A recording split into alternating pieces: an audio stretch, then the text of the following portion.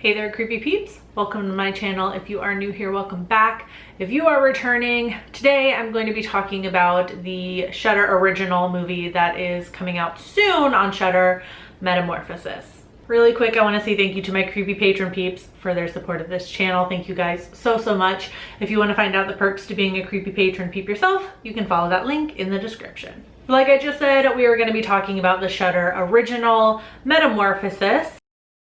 In this fresh spin on a demonic possession story, Jung-soo, an exorcist, must face a demon he tragically failed to defeat in the past when it targets his brother's family next.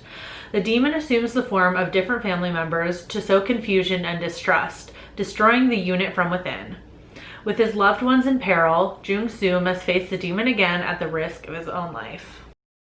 So Metamorphosis is directed by Kim Hong-seung, whose previous works include Traffickers, The Con Artists, and The Chase.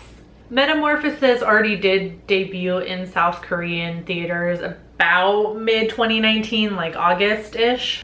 And it did pretty well for itself. According to Variety, it earned $5.63 million from 770,000 admissions on its opening weekend. It's just pretty good. This movie is not quite out on Shudder yet. It comes out this coming Thursday on July 2nd. It'll be available on Shudder, Shudder UK, and Shudder Canada as well. Because of that, this is definitely going to be a spoiler-free movie review. All of my new movie reviews are spoiler-free anyway. But I just wanted to make sure I emphasize that so you know you can keep watching this video if you want. I'm not going to spoil anything. Getting into it though, I do have to say this movie has a lot of similarities to The Exorcist. There's a demon running around possessing people, and there's a priest who's questioning his faith.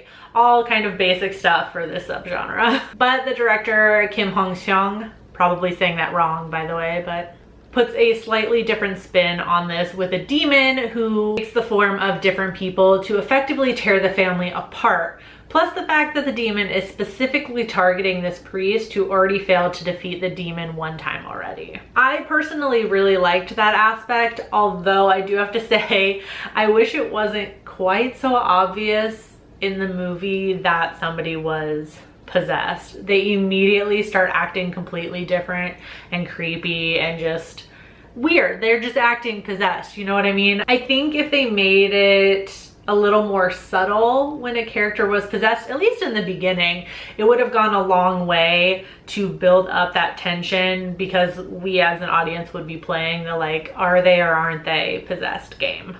I also think they kind of wasted a little bit of time on some things that didn't ultimately matter by the end of the movie, and that time could have been used for some character development. Without spoiling it, I'll just say that there is a character that I think could have been cut entirely from the movie easily, and that time could have been substituted with more like plot and character development. All that said, this movie does cover some dark subject matter, which I was pleasantly surprised by.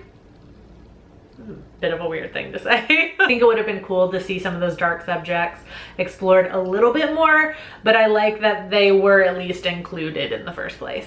I feel like it's pretty common in South Korean horror movies, or at least all the South Korean horror movies that I've seen so far, that the makeup and CGI departments are like best friends. They work so well together to pair practical makeup and gore effects with the teensiest bit of CGI, just enough to enhance what's been practically achieved already. I love seeing that. I feel like I see some of the best examples of that in South Korean horror movies, at least some of the recent ones that I've seen. And this one is no exception. There's not too many instances within the movie where even practical effects are needed, but when they do make an appearance, like I said, they're enhanced just the easiest bit with CGI. And I feel like in the horror community, there is always so much praise for makeup and gore effects, like practical effects. And there tends to be a lot of hate for CGI, which a lot of the time it's warranted. But I feel like there is not nearly enough love for the moments where these two things are combined. Anyways though, the ending is pretty bleak, and this is gonna sound weird, but I kind of wasn't expecting it to be. I know I just talked about how the movie had some dark subject matter, and I was pleasantly surprised by that. I don't know why, but I guess just in my brain, I was thinking the movie was gonna end on a different note and it didn't. I'm not saying I didn't like it, I was just surprised by it. Overall, I wouldn't say this totally revolutionizes the exorcism possession subgenre, but turn the lights down, grab some popcorn, and you got an okay movie night with this one. So personally, I'm gonna give this a 2.5 out of 5. On IMDb, it has a 5.4 out of 10. There weren't any Rotten Tomato scores at all. And on Letterboxd, it also has a 2.5 out of 5. I can already tell from Letterboxd, those of you that I do follow, and if you do follow me on Letterboxd, I will follow you back because I like to see what your guys' specific ratings of movies are. I can tell that almost none of you have seen this movie already, which is fine. But if you do happen to go check it out, come back and let me know what you thought about it. It will be out soon on Shudder and Shudder UK and Shudder Canada. It's coming out this Thursday, July 2nd. Anyway, so I do hope you enjoyed this video. If you did, please give it a thumbs up. It really does help me out. And if you're new here or if you've been lurking for a little while, you should subscribe. Become a creepy peep today. Thank you for listening to me talk. Either way, I'll talk to you guys very, very soon. Until then, stay strange. Bye.